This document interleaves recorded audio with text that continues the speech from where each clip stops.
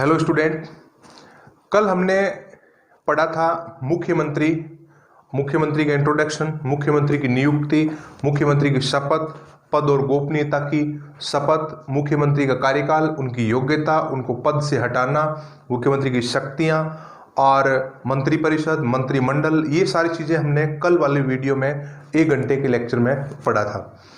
तो आज का जो मुख्यमंत्री का लेक्चर है वो राजस्थान के संदर्भ में है।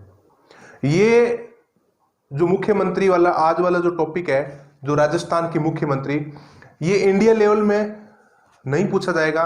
मैं बता दूं ये टॉपिक कहाँ नहीं पूछा जाएगा। रेलवे में ये टॉपिक नहीं आएगा, एसएससी में ये टॉपिक जो है नहीं आएगा, आईएएस में ये टॉपिक नहीं पूछा जाएगा। तो ये टॉपिक पूछा जाएगा राजस्थान पुलिस, पटवार, ग्राम सेवक, REET, second grade, first grade, LDC, Rajasthan LDC RPSC, LDC high court D group, इस प्रकार के राजस्थान लेवल के जितने भी एग्जाम है उन सब में राजस्थान के मुख्यमंत्रियों की खास विशेषताएं एग्जाम में पूछी जाएगी। तो हम मुख्यमंत्रियों को एक एक करके सभी मुख्यमंत्रियों को हम पढ़ेंगे और उनकी क्या क्या खास विशेषता रही है उनके बारे में हम चर्चा करेंगे। तो आप ध्यान से देखना। तो सबसे पहले हम बात करते हैं राजस्थान के मुख्यमंत्री में। तो राजस्थान के पहले मुख्यमंत्री का नाम है हीरालाल शास्त्री। हीरालाल शास्त्री जो है 1949 से 1951 तक राजस्थान के मुख्यमंत्री रहे हैं। हीरालाल शास्त्री की खास विशेषताओं की अगर हम बात करें, जयपुर के निवासी हीरालाल शास्त्री ये जयपुर विधानसभा क्षेत्र से आते हैं और इनको मनोनीत मुख्यमंत्री भी कहते हैं और इनको ये राजस्थान के मनोनीत मुख्यमंत्री है, निर्वाचित मुख्यमंत्री नहीं है। उसके बाद में केंद्र सरकार के द्वारा ये नियुक्त हुए थे, नियुक्त मुख्यमंत्री भी ये कहलाते हैं। हीरालाल शास्त्री को हम कह सकते हैं कि इनके नेतृत्व में पहली बार लोकप्रिय सरकार का गठन हुआ था। यानी कि लोकप्रिय और लोकतांत्रिक में यहां पर अंतर है। लोकप्रिय यानी कि जनता के प्रिय थे ये, लोकतांत्रिक यानी कि जनता के द्वारा इलेक्टेड, चुने हुए। यहां पर अभी तक जो है विधानसभा का चुनाव हुआ नहीं है, ये विधानसभा के चुनाव से पहले की घटनाएं हैं। राजस्थान का एकीकरण चल रहा था और उस एकीकरण के दौरान ही इस प्रकार से उनको प्रधानमंत्री बनाया गया था। हीरालाल शास्त्री को राजस्थान के पहले प्रधानमंत्री के रूप में भी जाना जाता है, लेकिन संविधान लागू होने के बाद में ये पद जो है मुख्यमंत्री नाम हो गया, प्रधानमंत्री नाम बदलकर। तो इसलिए मुख्यमंत्री जो है ये पहले मुख्यमंत्री कहलाते हैं। लोकप्रिय सरकार का नेतृत्व इन्होंने किया था, लेकिन लोकतांत्रिक सरकार पहली बार राजस्थान में बनी थी टीकाराम पालीवाल के नेतृत्व में। पहली विधानसभा के बाद में टीकाराम पालीवाल राजस्थान के मुख्यमंत्री बने थे। उसके बाद में अगर हम बात करें तो यहां पर नाम आता है CS वेंकटाचारी का। CS वेंकटाचारी। यह क्वेश्चन कई बार पूछा गया है कि गैर राजस्थानी मुख्यमंत्री का नाम बताइए। ये बने थे 1951 में, 1951 में राजस्थान के मुख्यमंत्री जो गैर राजस्थानी थे। CS वेंकटाचारी राजस्थान के नहीं थे, ये गैर राजस्थानी मुख्यमंत्री कहलाते हैं। गैर राजस्थानी इसका मतलब है ये कौन से राज्य के थे? ये मैसूर राज्य के थे। मैसूर वर्तमान में अगर हम बात करें तो कर्नाटक जो है वही पहले मैसूर कहलाता था, तो कर्नाटक को ही मैसूर कहा जाता था। तो मैसूर के CS वेंकटाचारी ICS ऑफिसर थे। यानी कि यह क्वेश्चन पूछा जा सकता है कि कौन ICS अधिकारी, ये जिला कलेक्टर और विभिन्न विभागों में सचिव के पद पर रहे थे। तो इनको ICS का मतलब यहां पर है Indian civil services. Indian civil services, भारतीय सिविल सेवा के अधिकारी रहे थे CS वेंकटाचारी, और केंद्र सरकार के द्वारा ये मनोनीत मुख्यमंत्री कहलाते हैं। राजस्थान के ये दूसरे मुख्यमंत्री कहलाते हैं CS वेंकटाचार्य। इस प्रकार से हीरालाल शास्त्री के बाद में 1951 में कुछ समय के लिए CS वेंकटाचार्य राजस्थान के मुख्यमंत्री पद पर रहे थे, जो गैर राजस्थानी मुख्यमंत्री कहलाते हैं। आगे हम बात करते हैं और मुख्यमंत्री का नाम आता है जय नारायण व्यास। जय नारायण व्यास जो है ये 2 बार राजस्थान के मुख्यमंत्री बने हैं, एक बार 1951 से 1952, उसके बाद 1952 से 1954, ये 2 बार राजस्थान के मुख्यमंत्री बने हैं जय नारायण व्यास। बेसिकली जय नारायण व्यास जोधपुर से आते हैं। तो यहां पर जय नारायण व्यास 1951 में मुख्यमंत्री मनोनीत हुए थे, तो इनको हम मनोनीत मुख्यमंत्री कह सकते हैं, क्योंकि अभी तक चुनाव नहीं हुआ विधानसभा के। 1952 में चुनाव हो गए थे, इसलिए इनको निर्वाचित मुख्यमंत्री भी कहा जाता है। चुनाव जीतकर मुख्यमंत्री बने थे। तो यहां पर देखो थोड़ी सी चीज आपको समझनी है कि जय नारायण व्यास पहली बार चुनाव हार गए थे। उसके बाद में यहां पर 1952 में, ये 1952 में पहली विधानसभा का चुनाव हुआ था राजस्थान में, और जय नारायण व्यास ये चुनाव हार गए थे, और चुनाव हारने के कारण इनको मुख्यमंत्री पद नहीं मिला। तो मुख्यमंत्री का पद मिला भरतपुर के टीकाराम पालीवाल को। टीकाराम पालीवाल को मुख्यमंत्री बना दिया, लेकिन 1952 में ही इन्होंने किशनगढ़ की एक उपचुनाव की सीट खाली थी और वहां से चुनाव जीत कर आए, और उसके बाद में टीकाराम पालीवाल को हटा दिया गया और जय नारायण व्यास वापस जो है 1952 से 54 तक की मुख्यमंत्री रहे। तो उस समय ये निर्वाचित कहलाए थे। जय नारायण व्यास को हम राजस्थान के लोक नायक भी कहते हैं। राजस्थान के लोक नायक कहने का मतलब है कि राष्ट्रीय आंदोलन के दौरान इन्होंने जनता का बड़े स्तर पर एक नायक, एक हीरो के रूप में नेतृत्व किया था, इसलिए जनता के बीच में लोक नायक और शेर राजस्थान के रूप में ये प्रसिद्ध हुए। तो जय नारायण व्यास को शेर राजस्थान और राजस्थान की लोक नायक के रूप में भी जाना जाता है। उसके बाद में देखो यहां पर 1952 में विधानसभा के चुनाव हुए, और चुनाव के बाद में जो मुख्यमंत्री बने उनका नाम है टीकाराम पालीवाल। एक बार मैं इसको मिटा देता हूं, मिटाकर दोबारा इनको लिखता हूं मैं, ताकि आपको समझने में दिक्कत नहीं हो। देखो इनको दोबारा 3 मुख्यमंत्री हमने पढ़े हैं, तीनों को दोबारा रिवीजन कर लीजिए। राजस्थान के पहले मुख्यमंत्री हीरालाल शास्त्री 1949 से 51 तक की मुख्यमंत्री पद पर रहे हैं। जयपुर के निवासी हीरालाल शास्त्री राजस्थान के पहले प्रधानमंत्री या मुख्यमंत्री के रूप में जाने जाते हैं। उसके बाद में CS वेंकटाचार्य राजस्थान के गैर राजस्थानी मुख्यमंत्री है, जो मैसूर यानी कि कर्नाटक के निवासी थे और ये ICS अधिकारी थे।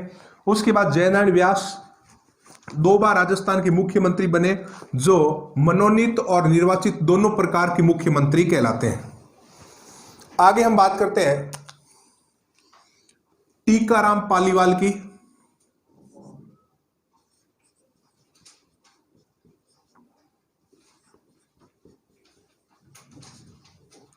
टीकाराम पालीवाल 1952 में लगभग 6 माह के लिए मुख्यमंत्री बने थे, और टीकाराम पालीवाल की सबसे खास विशेषता यह है कि इनको हटा दिया गया बीच में ही। भरतपुर विधानसभा क्षेत्र से आते हैं, और भरतपुर में एक क्षेत्र पड़ता है महुआ, यहां से आते हैं टीकाराम पालीवाल। तो देखो टीकाराम पालीवाल जो है राजस्थान के प्रथम निर्वाचित या इलेक्टेड चीफ मिनिस्टर कहलाते हैं। हम इनको निर्वाचित कह सकते हैं या इंग्लिश में इलेक्टेड भी कह सकते हैं। यानी कि इस दौरान पहली बार राजस्थान विधानसभा के चुनाव हुए थे और चुनाव के बाद में पहली लोकतांत्रिक सरकार का गठन हुआ था। तो हम कह सकते हैं कि टीकाराम पालीवाल पहली लोकतांत्रिक सरकार के मुखिया बने थे। तो ऐसा क्वेश्चन पूछा जा सकता है कि राजस्थान में प्रथम लोकतांत्रिक सरकार किसके नेतृत्व में गठित हुई, तो नाम आएगा टीकाराम पालीवाल। तो इस प्रकार से टीकाराम पालीवाल जो है हमारे लिए बहुत ही इंपॉर्टेंट है। टीकाराम पालीवाल राजस्थान के प्रथम निर्वाचित मुख्यमंत्री के रूप में भी ये जाने जाते हैं। टीकाराम पालीवाल को 1952 में जयनारायण व्यास चुनाव जीत कर आए, उसके बाद में इनको हटा दिया गया और जयनारायण व्यास वापस मुख्यमंत्री बने थे, जो 1954 तक मुख्यमंत्री रहे थे। आगे हम बहुत ही महत्वपूर्ण मुख्यमंत्री के बारे में पढ़ने वाले हैं और उस मुख्यमंत्री का नाम है मोहनलाल सुखाड़िया। मुख्यमंत्री का नाम है मोहनलाल सुखाड़िया। मोहनलाल सुखाड़िया 1954 में मुख्यमंत्री बने और 1971 तक मुख्यमंत्री पद पर रहे हैं। राजस्थान के झालावाड़ में जन्मे मोहनलाल सुखाड़िया की कर्म भूमि उदयपुर रही है। उदयपुर इनका मुख्य कर्म भूमि रहा है और उदयपुर में भी अगर हम देखें तो नाथ द्वारा इनका विधानसभा निर्वाचन क्षेत्र रहा है और नाथ द्वारा उदयपुर के पास में, यानी कि अभी राजसमंद में पड़ता है, सॉरी। चलिए, तो मोहनलाल सुखाड़िया की सबसे महत्वपूर्ण विशेषता है कि आधुनिक राजस्थान के जनक कहलाते हैं। फाउंडर ऑफ मॉडर्न राजस्थान, आधुनिक राजस्थान के जनक। अब ये आधुनिक राजस्थान के जनक क्यों कहलाते हैं, इसमें आप देखें जरा। 1 नवंबर 1956 को वर्तमान राजस्थान अस्तित्व में आया था, 1 नवंबर 1956 को, और उस समय राजस्थान के मुख्यमंत्री मोहनलाल सुखाड़िया थे, इसलिए मोहनलाल सुखाड़िया को आधुनिक राजस्थान का जनक कहा गया है। और उसके बाद में देखो, मोहनलाल सुखाड़िया का कार्यकाल जो है सबसे लंबा रहा है। राजस्थान में मुख्यमंत्रियों में सबसे अधिक समय तक, सबसे लंबा कार्यकाल इनका ही रहा है। सबसे ज्यादा समय, कितना समय यहां पर है, 17 वर्ष, यानी कि 17 सालों तक मुख्यमंत्री पद पर रहने वाले राजस्थान के सबसे अधिक समय तक पद पर रहे हैं मोहनलाल सुखाड़िया। मोहनलाल सुखाड़िया के समय ही वर्तमान राजस्थान अस्तित्व में था। 1 नवंबर 1956 में वर्तमान राजस्थान अस्तित्व में था, इसलिए इनको आधुनिक राजस्थान के जनक भी माना जाता है। और 2 अक्टूबर 1959 राजस्थान में पंचायती राज की जो शुरुआत हुई थी, उस समय राजस्थान के मुख्यमंत्री थे मोहनलाल सुखाड़िया। पंचायती राज की शुरुआत राजस्थान के नागौर जिले के बगदरी गांव में पंडित जवाहरलाल नेहरू के द्वारा की गई थी और उस समय राजस्थान के मुख्यमंत्री कौन थे, मोहनलाल सुखाड़िया। यहां पर मोहनलाल सुखाड़िया की खास विशेषता यह भी है कि 1962 में 1962 में राजस्थान की संभागीय व्यवस्था को इन्होंने समाप्त कर दिया था। संभागीय व्यवस्था, राज्य की प्रशासनिक व्यवस्था को बेहतरीन संचालन करने के लिए अलग अलग संभागों में इन जिलों को बांटा गया है, ताकि बेहतरीन तरीके से जिलों पर नियंत्रण स्थापित किया जा सके, जिसे हम प्रशासनिक नियंत्रण कहते हैं। इसलिए अलग अलग संभागों में इनको बांटा गया है। 7 संभागों में बांटकर हम काम करते हैं। तो मोहनलाल सुखाड़िया ने कहा कि हमें संभागों की आवश्यकता नहीं है, जिलों से सीधा हम नियंत्रण करेंगे। तो संभागीय व्यवस्था को समाप्त करने वाले मुख्यमंत्री थे मोहनलाल सुखाड़िया। वापस संभागीय व्यवस्था शुरू किया था हरिदेव जोशी सरकार ने 26 जनवरी 1985 में। हरिदेव जोशी ने संभागीय व्यवस्था पुनः स्टार्ट की थी। कब की थी? 26 जनवरी 1985 में। उसके बाद में देखो, मोहनलाल सुखाड़िया सबसे लंबे समय तक पद पर रहे हैं और 1982 में इनका निधन हो गया था बीकानेर में। तो बीकानेर में मोहनलाल सुखाड़िया का निधन हुआ है। आगे बढ़ते हैं। देखो, हम मोहनलाल सुखाड़िया के बाद में हम अगले मुख्यमंत्री की ओर बढ़ रहे हैं और अगले मुख्यमंत्री का नाम है बरकतुल्ला खान। बरकतुल्ला खां। बरकतुल्ला खां राजस्थान के प्रथम मुस्लिम मुख्यमंत्री बने थे। मोहनलाल सुखाड़िया के बाद 1971 से 1973 तक ये रहे थे। इंदिरा गांधी के काफी निकट माने जाते हैं बरकतुल्ला खान, जो राजस्थान में जोधपुर से बिलोंग करते हैं। आपको ये भी पता होगा कि राजस्थान में जो मुख्यमंत्री बने हैं जो सबसे ज्यादा जोधपुर जिले से आए हैं। तो बरकतुल्ला खान भी जोधपुर से बिलोंग करते हैं। और बरकतुल्ला खान की खास विशेषता यह है कि राजस्थान के ये प्रथम मुस्लिम मुख्यमंत्री कहलाते हैं। प्रथम मुस्लिम सीएम इनको हम कह सकते हैं, या अल्पसंख्यक सीएम या माइनॉरिटी सीएम कह सकते हैं। प्रथम मुस्लिम मुख्यमंत्री राजस्थान के बरकतुल्ला खान। और यहां पर इनकी दूसरी खास विशेषता है कि इनका पद पर निधन हो गया था। तो राजस्थान के एकमात्र मुख्यमंत्री है जिनका पद पर निधन हुआ है और उनका नाम है बरकतुल्ला खान। और एकमात्र मुस्लिम मुख्यमंत्री है बरकतुल्ला खान। तो बरकतुल्ला खान की ये दो सबसे इंपॉर्टेंट विशेषताएं हैं। आगे हम बढ़ते हैं। बरकतुल्ला खान के बाद में एक ऐसे व्यक्ति राजस्थान के 3 बार मुख्यमंत्री बने, लेकिन दुर्भाग्य उनका ये था कि कार्यकाल वो एक भी पूरा नहीं कर पाए। और ऐसे व्यक्ति का नाम है हरिदेव जोशी। राजस्थान के मुख्यमंत्री हरिदेव जोशी राजस्थान के 3 बार मुख्यमंत्री बने। बरकतुल्ला खान के बाद में ये 1973 से 1977 तक मुख्यमंत्री रहे। कार्यकाल पूरा नहीं हुआ, देखना यहां पर। उसके बाद 1985 से ये मुख्यमंत्री बने थे 1988 तक। और उसके बाद 1989 से 1990 तक ये मुख्यमंत्री पद पर रहे हैं। तो हरिदेव जोशी राजस्थान के कितनी बार मुख्यमंत्री बने? 3 बार। और क्या इन्होंने कभी कार्यकाल पूरा किया? इनके जितने भी कार्यकाल हैं वो सारे के सारे क्या रहे हैं? अधूरे रहे हैं, या हम कह सकते हैं अपूर्ण, जो पूरे नहीं हुए। राजस्थान के मुख्यमंत्री हरिदेव जोशी 10 बार विधानसभा चुनाव जीतने वाले, रिकॉर्ड बनाने वाले मुख्यमंत्री भी कहलाते हैं या विधायक कहलाते हैं। हरिदेव जोशी कितनी बार मुख्यमंत्री बने हैं? 3 बार। और विधानसभा का चुनाव कितनी बार जीते? ये 10 बार। अब तक के जितने भी विधायक हैं इनका रिकॉर्ड कोई भी नहीं तोड़ पाया है। और वैसे मैं आपको बता दूं, हरिदेव जोशी खांडू विधानसभा क्षेत्र से आते हैं और खांडू पड़ता है बांसवाड़ा में।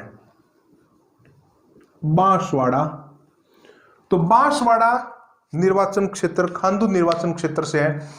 देखो 10 बार विधानसभा चुनाव जीते हैं ये।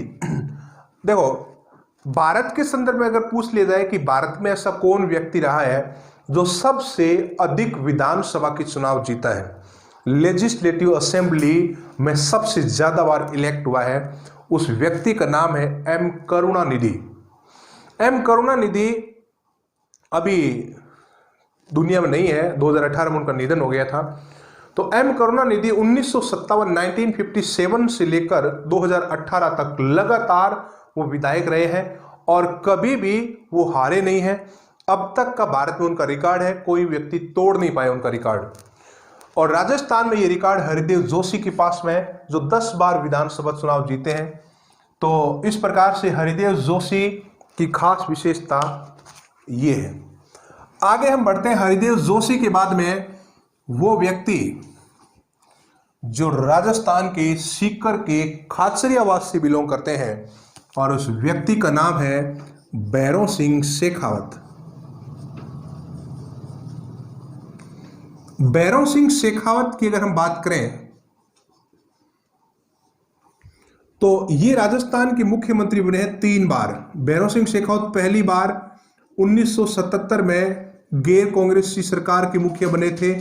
1980 तक रहे, कार्यकाल अपूर्ण रहा, ये अधूरा कार्यकाल है। उसके बाद 1990 में मुख्यमंत्री बने, 1992 में इनको हटा दिया गया। उसके बाद 1993 में मुख्यमंत्री बने और 1998 तक ही मुख्यमंत्री रहे हैं। भैरव सिंह शेखावत खाचरियावास से बिलोंग करते हैं। खाचरियावास कहां पर पड़ता है? और ये खाचरियावास पड़ता है सीकर में। सीकर के खाचरियावास से आने वाले भैरव सिंह शेखावत 1977 में राजस्थान के प्रथम गैर कांग्रेसी मुख्यमंत्री बने। गैर कांग्रेसी का यहां पर मतलब है जो सरकार कांग्रेस की नहीं है वो गैर कांग्रेसी है। जनता पार्टी ने पहली बार सरकार बनाई थी 1977 में, और आपको पता होगा 1977 तक देश में राष्ट्रीय आपातकाल लगा हुआ था, इमरजेंसी लगी थी। इंदिरा गांधी के दौरान ये इमरजेंसी लगी थी और उसमें देश में बहुत बड़े स्तर पर जो है जनता के ऊपर अत्याचार भी हुए थे। जनता निराश हुई कांग्रेस से और जनता पार्टी को वोट दिया। केंद्र में जनता पार्टी की सरकार बनी मोरारजी देसाई के नेतृत्व में, और राजस्थान में उस समय सरकार बनी थी भैरव सिंह शेखावत के नेतृत्व में, और ये राजस्थान के प्रथम गैर कांग्रेसी मुख्यमंत्री कहलाए। हालांकि इनके खिलाफ जो है बदले की कार्रवाई की थी केंद्र की कांग्रेस सरकार ने। 1980 में आपको पता होगा इंदिरा गांधी वापस आई थी सत्ता में। 1980 में चौधरी चरण सिंह के त्यागपत्र देने के बाद में, हटने के बाद में वापस कांग्रेस सत्ता में आई और इंदिरा गांधी प्रधानमंत्री बनी थी, और उस समय इनके खिलाफ बदले की भावना से कार्य किया गया और भैरव सिंह शेखावत को जो है पद से हटा दिया था। और राजस्थान में आपको पता होगा उस समय राष्ट्रपति शासन भी लगा था। तो राजस्थान में भैरव सिंह शेखावत मोहनलाल सुखाड़िया के बाद में सबसे लंबे समय तक मुख्यमंत्री पद पर रहे हैं। लेकिन ये रिकॉर्ड अभी तोड़ने वाले हैं अशोक गहलोत। अशोक गहलोत जो इनका रिकॉर्ड तोड़ देंगे। मोहनलाल सुखाड़िया के बाद में सबसे लंबे समय तक पद पर रहने वाले, राजस्थान की मुख्यमंत्री बनने वाले अशोक गहलोत। और अब तक ये रिकॉर्ड जो है भैरव सिंह शेखावत के पास था, जो 11 सालों तक ये इस पद पर रहे हैं। चलिए, तो भैरव सिंह शेखावत जो है आगे देखते हैं। 1980 में इनकी सरकार गिर गई थी। 1990 से 92 तक 2 साल तक रहे थे। आपको पता होगा 1992 में बाबरी मस्जिद को गिराया था, और बाबरी मस्जिद को गिराने के कारण जिन राज्यों में बीजेपी की सरकारें थी, केंद्र की नरसिम्हा राव सरकार ने इन सभी सरकारों को बर्खास्त कर दिया था, और उस समय चपेट में आ गए थे भैरव सिंह शेखावत भी, और यहां पर भी राष्ट्रपति शासन लग गया था और इनको बर्खास्त कर दिया गया 1992 में। अब देखो 1993 में वापस चुनाव हुए थे, राजस्थान विधानसभा के चुनाव हुए, और बीजेपी भारतीय जनता पार्टी की ओर से वापस जो इन्होंने सरकार बनाई, और अब जो है 1998 तक ये पूरा 5 साल तक इन्होंने काम किया। मुख्यमंत्री का कार्यकाल 5 वर्ष होता है, और ये जो कार्यकाल है मुख्यमंत्री का जो टर्म है ये उन्होंने कंप्लीट किया है। बाकी इन दोनों में 20 में इनको पद छोड़ना पड़ा था। इस प्रकार से भैरव सिंह शेखावत राजस्थान के 3 बार मुख्यमंत्री पद पर रहे हैं। भैरव सिंह शेखावत 2002 में भारत के उपराष्ट्रपति भी निर्वाचित हुए थे। 2002 में उपराष्ट्रपति बने थे, और 2007 में उन्होंने राष्ट्रपति का चुनाव भी लड़ा था। राजस्थान से उपराष्ट्रपति बनने वाले एकमात्र व्यक्ति है भैरव सिंह शेखावत, वाइस प्रेसिडेंट बने थे। और 2007 में ये अपने प्रतिभा पाटिल के सामने राष्ट्रपति का चुनाव हार गए थे, और चुनाव हारने के बाद में काफी नाराज भी हुए थे, और उपराष्ट्रपति पद से इन्होंने त्यागपत्र दे दिया था। चलिए हम आगे बढ़ते हैं। राजस्थान के अगले मुख्यमंत्री जो राजस्थान के दलित मुख्यमंत्री कहलाते हैं, और उस व्यक्ति का नाम है जगन्नाथ पहाड़िया।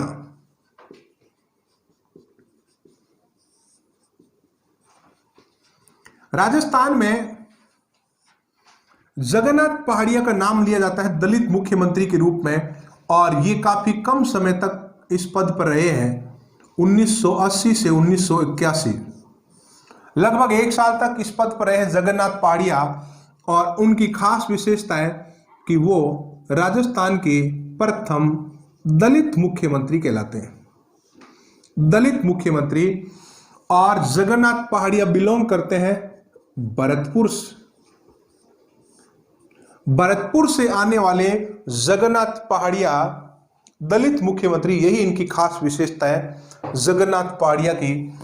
आगे हम बढ़ते हैं उस मुख्यमंत्री की ओर जिनका जन्म राजस्थान में नहीं हुआ था, और उनको भी गैर राजस्थानी मुख्यमंत्रियों में शामिल किया जाता है। उस मुख्यमंत्री का नाम है शिवचरण माथुर।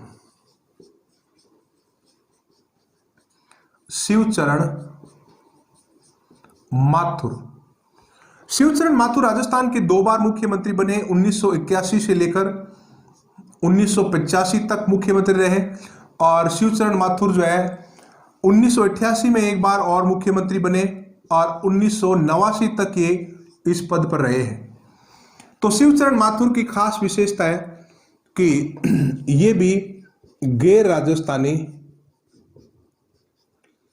क्या गैर राजस्थानी व्यक्ति मुख्यमंत्री बन सकता है? नहीं बन सकता। मुख्यमंत्री यानी कि विधानसभा का चुनाव लड़ने के लिए उस राज्य का उसको मूल निवासी होना जरूरी है। तो ये कैसे बने?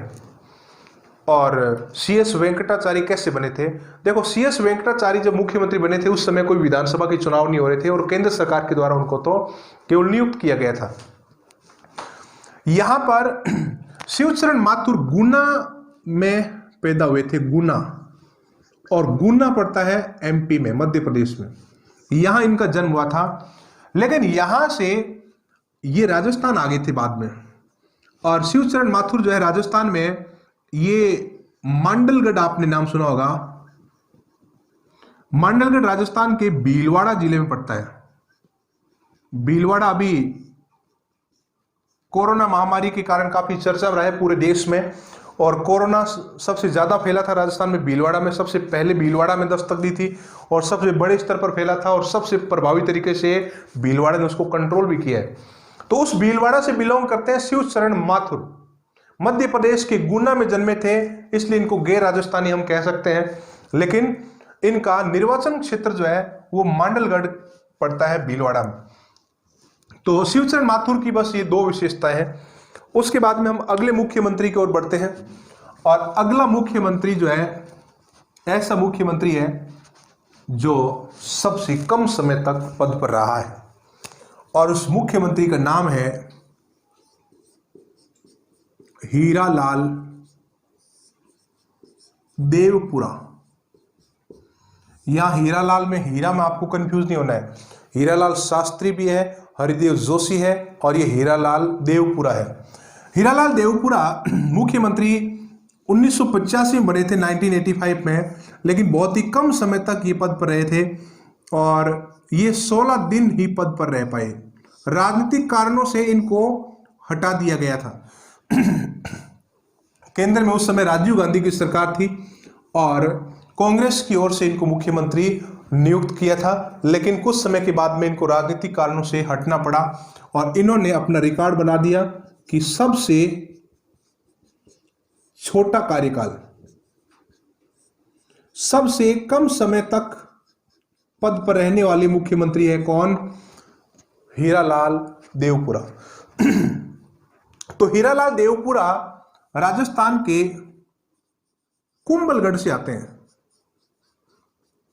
कुंभलगढ़ विधानसभा क्षेत्र है हीरालाल देवपुरा का, और कुंभलगढ़ पड़ता है राजस्थान में, राजसमंद जिले में, राजस्थान के राजसमंद जिले में।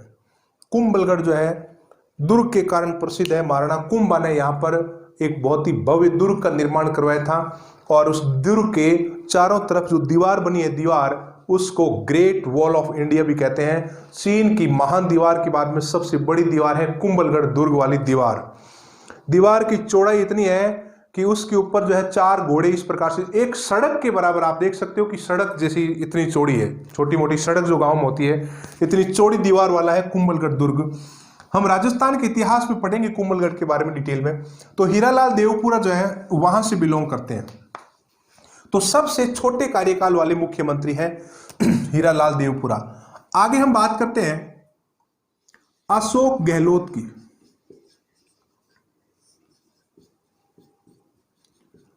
आप बता सकते हैं अशोक गहलोत राजस्थान में अभी जो मुख्यमंत्री बने हैं कितनी बार, कितनी बार तक मुख्यमंत्री वो रह गए? 1 बार, 2 बार, 3 बार, 4 बार। पहली बार ये बने थे 1998 में और 2003 तक रहे। उसके बाद 2008 में बने और 2013 तक रहे। उसके बाद में 2018 में बने और 2023 तक रहने की संभावना है। हम कह सकते हैं यहाँ तक रहेंगे। सरकार गिर भी सकती है क्योंकि बहुमत जो है इनका आसपास ही है, और कई बार ऐसी परिस्थितियां बन जाती है कि सरकार के ऊपर बहुमत की नौबत आ जाती है। लेकिन अगर ठीक ठाक रहा तो 2023 तक ये पद पर रहेंगे। अशोक गहलोत 1998 में मुख्यमंत्री बने थे पहली बार, और अशोक गहलोत जो है आते हैं सरदारपुरा से, सरदारपुरा, और सरदारपुरा पड़ता है जोधपुर में। सरदारपुरा विधानसभा क्षेत्र से आने वाले अशोक गहलोत राजस्थान के अभी तीसरी बार मुख्यमंत्री बने हैं। वर्तमान में मुख्यमंत्री यही है, अभी वर्तमान में अशोक गहलोत। तो तब आप देख सकते हो 5, 10 और 15 ये यहां तक अगर चलेंगे तो इनका कार्यकाल हो जाएगा 15 साल, और मोहनलाल सुखाड़िया का कार्यकाल है 17 साल, 17 वर्ष मोहनलाल सुखाड़िया का है। अच्छा, भारत के संदर्भ में देखें तो ओम प्रकाश चामलिंग का नाम सुना होगा आपने। ओम प्रकाश चामलिंग जो सिक्किम के मुख्यमंत्री हैं, और उनका कार्यकाल जो है सबसे लंबा है भारत में अन्य मुख्यमंत्रियों से। 24 सालों तक जो है ओम प्रकाश चामलिंग मुख्यमंत्री रहे हैं। ओम प्रकाश चामलिंग से पहले भारत में रिकॉर्ड था ज्योति बसु के पास में। ज्योति बसु 23 साल और लगभग 6 महीने तक मुख्यमंत्री रहे थे पश्चिम बंगाल के। तो ज्योति बसु जो है उनका रिकॉर्ड तोड़ा था ओम प्रकाश चामलिंग ने, और राजस्थान में ये रिकॉर्ड है मोहनलाल सुखाड़िया के बाद में, और दूसरा नंबर यहाँ पर राजस्थान में आता है अशोक गहलोत का। उसके बाद में यहां पर हम बात करते हैं वसुंधरा राजे। वसुंधरा राजे ये राजस्थान की मुख्यमंत्री बनी 2003 में और 2008 तक रही थी।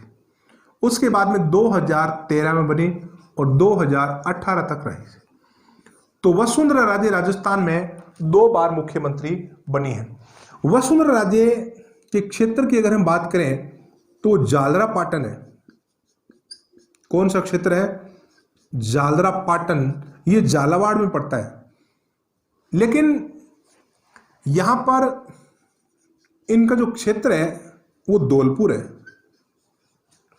धौलपुर राजघराने से बिलोंग करती है, और वैसे तो ये इनका जो राजघराना है वो सिंधिया राजघराना है, जो ग्वालियर के सिंधिया जिनको कहते हैं, एमपी वाले सिंधिया, लेकिन धौलपुर में इनका ससुराल है।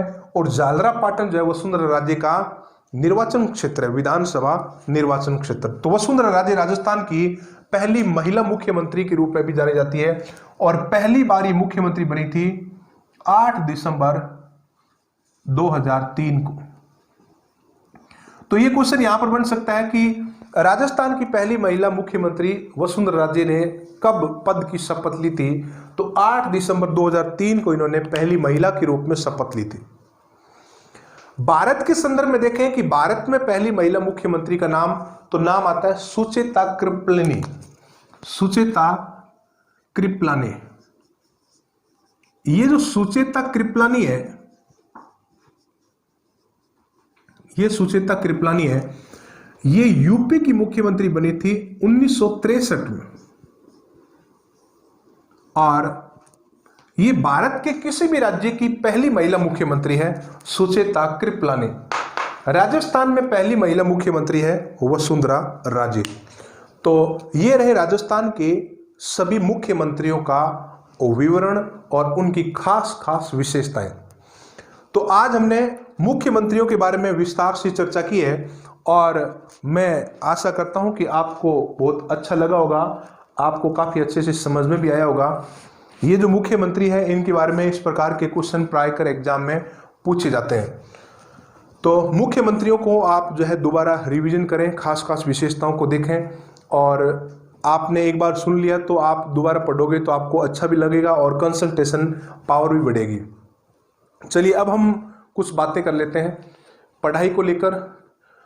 पढ़ते समय आप विशेष रूप से ध्यान रखें कि आपके पास जो मैटर अवेलेबल है वो इस दुनिया का सबसे बेस्ट है। पढ़ते समय कभी भी आपके पास जो अध्ययन सामग्री है उसके बारे में नकारात्मकता आपके दिमाग में नहीं आनी चाहिए। अगर नकारात्मक विचार आपके दिमाग में आते हैं, उस बुक को लेकर आप नेगेटिव होते हो या नोट्स को लेकर नेगेटिव होते हो, तो आप ये समझो कि आप बहुत कुछ जो है छोड़ सकते हो। बहुत सारी चीज़ों से आप जो है इस प्रकार से किनारा कर सकते हो। तो आप कोशिश करें कि उस समय आप पॉजिटिव रहें। आपके पास सर्वश्रेष्ठ सामग्री है, ये समझें जिस समय आप पढ़ रहे होते हो, तभी तो आप उसमें से सीख पाओगे। और ऐसा अगर नहीं होता है तो उस कंडीशन में आप अपने माइंड सेट को चेंज करें, नकारात्मक विचारों को छोड़ें और पॉजिटिव विचारों को लाएं। कुछ स्टूडेंट ने कमेंट बॉक्स में लिखे हैं कि हमारे पास टाइम खूब है इस दौरान लॉकडाउन में, लेकिन मैनेज नहीं हो पा रहा है। तो मैंने इसका एक पहले वीडियो बनाया था और उसमें आपको टाइम मैनेजमेंट के बारे में मैंने बताया था, और शायद आप लोगों ने उसको ध्यान से नहीं सुना होगा। तो मैं आपको दोबारा बता दूं कि टाइम मैनेज करने के लिए सबसे जरूरी बात यह है कि आप सुबह उठते ही तैयार होकर आप प्राथमिकता के अनुसार अपने कार्यों को बांट लें कि आज मुझे सबसे पहले यह काम करना है। जो सबसे जरूरी काम है उसको सबसे पहले करें। यह मेरे लिए सबसे जरूरी है तो उसको सबसे ऊपर लिख दें। उसके बाद में क्या जरूरी है, उसके बाद में क्या जरूरी है, कम महत्व वाले काम लास्ट में लिखें। और अब आप सुबह जल्दी उठें और उठते ही आप जो है तैयार होकर लग जाएं, जरूरी काम को पहले निपटा दें और बहुत अच्छे से आप करें। आपका मनोबल बढ़ेगा, कॉन्फिडेंस आपका डेवलप होगा और अच्छे काम को आप समय पर आप निपटा देंगे और गोल के आप उतना ही फास्ट नजदीक पहुंचेंगे। इसलिए आप इन छोटी छोटी चीजों के ऊपर गौर करें जो हमारे कार्य कुशलता को बाधित करती है। कार्य कुशलता, प्रोडक्टिविटी कम नहीं होनी चाहिए, काम बढ़ना चाहिए, काम होना चाहिए। चलिए तो आज इतना ही, बाकी हम मिलेंगे कल सुबह 11 बजे। जय हिंद, जय भारत।